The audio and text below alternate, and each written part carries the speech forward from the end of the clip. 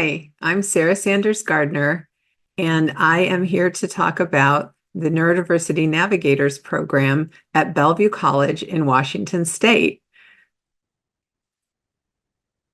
The first thing I want to talk to you about is why did we start Neurodiversity program in the first place?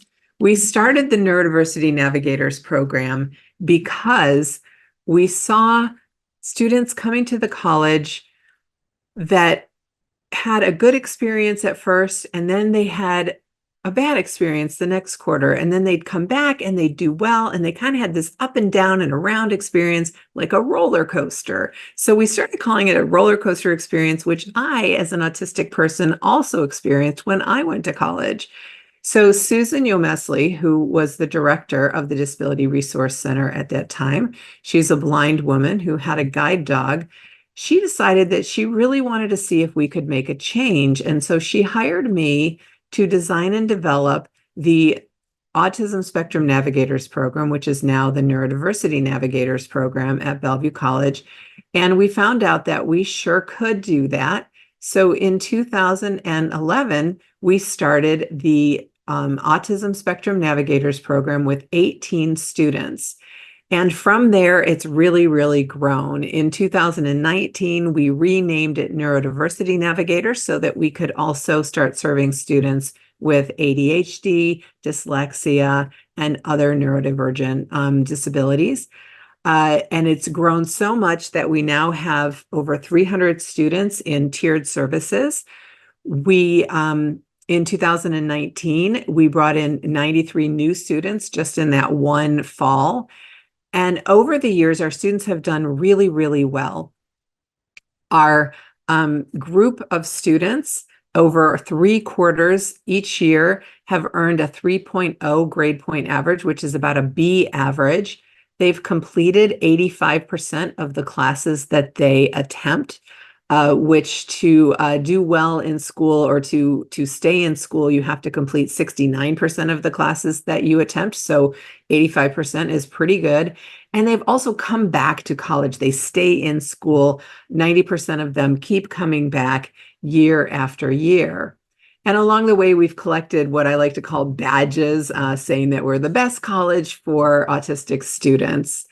So, why are we so successful? How do we do so well? One of the reasons is that we operate on a social justice model of disability. And there's two different models of disability. There's more than two, but there's two I want to talk about today. One is the medical or deficit model, and the other one is the social justice model.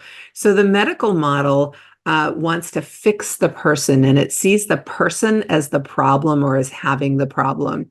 And it believes there's one correct or typical way of being and behaving and communicating in the world, and embraces those cultural constraints that say everybody should do things the same way and be the same way.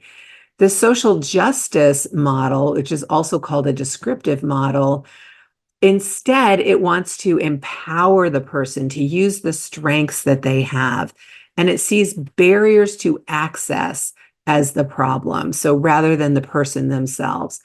This model believes that there are many acceptable ways of being in the world, that people can complete tasks in different ways, can communicate in different ways, and questions those cultural constraints that say everyone has to do things the same way. Now, I'm not saying that the medical model is bad or wrong. If you have a broken leg or you're sick, you want the medical model to help you get back to your regular level of functioning. However, if you're neurodivergent, you don't want a medical model that tries to get you to someone else's level of functioning. You want to be at your own level of functioning and be able to use your own strengths, which is what the social justice model does for you. So in other words, we don't want to paint our red apples green. We want to keep our red apples red. We want to keep all the different colors and flavors of apples in our basket, maybe include some other fruits in our basket, maybe even some vegetables. So who are our students? We have a variety of students in our classes. Our demographics are our students range in age from age 16. Some of them are still in high school, so they're earning college credit while they're in high school. And then some of them are much older. They're coming back to college to complete their degree or get some certificates to enhance their work. They are from all ethnicities and races, all income levels. In fact, we have students coming to the college from all over the world. Some are in our international students program. All of our students identify as autistic or neurodivergent, and they all want to explore that identity. They are in all different academic paths. Some of our students come in at a pre-college level in English and math, and they work their way up to taking college level courses. And some come in at very advanced course levels. They're taking all different types of programs. Some are just exploring, trying to figure out what they want to learn. Some are coming for those certificates or professional technical programs or associate's degrees, or they're planning to transfer to another college. And some are coming to our college for their bachelor's degree. Some of the questions that we ask our students when they come to us to make sure that this program is a good fit for them is, do you identify as a neurodivergent or autistic student? Is that one of your identities? Do you want to explore your strengths as a neurodivergent college student? Is that something you want to do? And do you want to study new subjects and meet new people at college? Those are three very important things to want to do if you're going to come to college. So I want to talk to you a little bit about our students and who they are. So this is one of our students, Louis Fung, who was with us for a few years, has gone on to have a career in painting. And these are some of Louis's paintings that he makes and sells. And he's just found so much joy in spending his time with his paintings and with his friends. He plays chess with his friends quite frequently. And I love seeing his paintings. And I purchased one of his paintings once for a friend. He loves to make paintings of trains, but he also has other subjects as well. Another student I want to talk to you about is Josh Gibson. Josh, when he first came to the college, he said, at Bellevue College, it took me 6 attempts to earn a degree before coming to Bellevue College. I would not have graduated without the Neurodiversity Navigators program. I broke down crying at the information session because it gave me hope. So Josh was there. He heard me talk about that roller coaster experience that I had also experienced, and he knew that he had found a place that understood him. He is now graduated with a degree in business administration, and he works as a system administrator at Costco Wholesale, which is a wholesale grocery store type place. The next student I want to talk to you about is Abby Lever, who is a transgender student who came to the college fresh out of high school.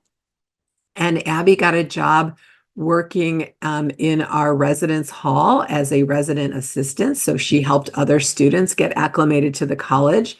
She is a music student. She's majoring in music at Colorado University at Boulder and is about to graduate with that music degree. So I'm just really interested in seeing where Abby goes from there. And Abby's claim to fame is that Teen Vogue interviewed her about our program. So now she's been in Teen Vogue, which is a really cool thing to do when you're a college student, I'm sure. And then the last student I want to talk to you about is Victor Ramirez. And Victor came to us, started in our adult basic education program at the college, which is below college level English. And the only thing he could say to me when I first met him was, I want to be an animator. I want to be an animator. I want to be an animator. So I told him the things he would have to do to become an animator. And lo and behold, Victor worked so hard. He did everything he could to not only get his associate's degree at Bellevue College, but then go on to DigiPenn Institute of Technology, which is a very difficult school where he earned his Bachelor of Arts in Fine Arts in Digital Art and Animation. And what Victor has to say is The program helped me in many ways by learning how to ask for help, by helping me navigate the bureaucracy for getting accommodations for my disability, and by helping me learn to better manage my stress. It provided the foundation for my success in getting my degree at DigiPen Institute of Technology. I highly recommend the program for autistic students. And Victor is now a storyboard artist and character designer. So he has made his dream come true. Oh, and I forgot there's one more student I want to talk to you about, actually. Um, Eric Yuri was the first graduate of our college's Bachelor of Science in Computer Science degree. And not only was he the first graduate of that degree, he was the valedictorian and commencement speaker at the college. And so we're very, very proud of Eric. And soon after he graduated, he got his dream job at Microsoft Corporation. So he's just been doing really, really great. But Eric would always come into my office and talk to me and ask me what to do about this team project or that team project. And so I'm just really also so proud of all of these students for pursuing their dreams, for following their path, and coming for help and seeking, using all the resources that they could. So what is our program about? What's it made up of? We have 4 components to our program. There's cohort career preparation classes, there's peer mentoring, there's parent training and support, and faculty and staff training and support. So in the classes, the students are learning essential skills for college and career. They're learning self-advocacy, executive functioning, self-regulation, social interaction, not social skills, but how do they best interact with others? And then their peer mentors also work with them on problem-solving skills. So this is woven throughout the curriculum and the things that we do with them for the whole entire time that they're with us. And this is a quote from a student who said to us, I feel like I can finally gain back what I lost. I can finally feel desire again, that passion of a goal that was not set by a teacher, nor by a therapist, or by my parents, but by me and me alone. What is more is that I feel that I can reach that goal as though it is right in front of me, waiting. And that's what we want for our students. We want them to be self-motivated, driven to do what they want to do and what they know they can do because they have decided it themselves and they've gone towards those passions themselves. So they work with their peer mentors, they go to their classes, and here's what their peer mentors do with them. The peer mentors meet with them once a week for 45 minutes. And this is structured around what the student identifies that they need. The peer mentor uses something called collaborative problem solving with them, which is out of Massachusetts General Hospital in a program called thinkkids.org. They also help the student check in with their faculty. And we have a standardized format that they use. It's on our website. If anybody wants to find it, they can find it and use it. But this helps them with acquiring skills, to monitor their academic progress, make sure that they're complying with the program the way it's set up, because we know the program works. We have the statistics on it. It also helps us keep records because every student's going through the same agenda. And then we have something called a Marco Polo check-in, which is a fun little swimming game that we play in the United States. Maybe you play it in Korea too, I don't know, but where someone yells Marco and the other person yells Polo. So it's kind of a back and forth thing. So it's where the peer mentor will text the student to remind them of something that they've asked to be reminded of. And then the student texts back to say, yes, I got it. So this serves 2 purposes. 1, it serves as a reminder. 2, it helps the student gain the skill of texting back and forth with a peer. Also, many of our peer mentors are co-enrolled in an academic internship or a social work practicum. So they are also getting college credit for the work that they're doing with our students. Some of the things that they also help our students with are supporting them with access to communicating with instructors, signing up for tutors, signing up for the writing lab, the math lab, the reading lab, making appointments for all the different things that you have to do at college, going to advising, career center, counseling, etc., scheduling exams, finding their way around campus online or the physical campus, filling out college applications if they're going to go to another college, applying for graduation, registering for classes, organizing their long-term assignments, joining clubs, and much, much more. So you can see the peer mentors are really helping them just kind of stay on track in their classes and in all of the other administrative things that students need to do in college. And then for parents, parents need to know that their student is in good hands. They also need to know how to best support their student, who is now considered to be an adult who's usually still living in their home. Because we are a community college, most of the students live at home with their parents, although some of them do live in on-campus housing.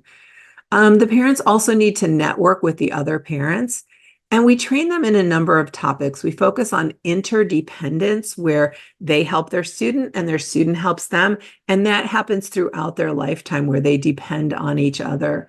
We also help the parents learn about collaborative problem solving, positive psychology, learned optimism, and self-efficacy. And these are concepts that we also use in the program to support mood and focusing on strengths for the students overall. So here's what one parent had to say.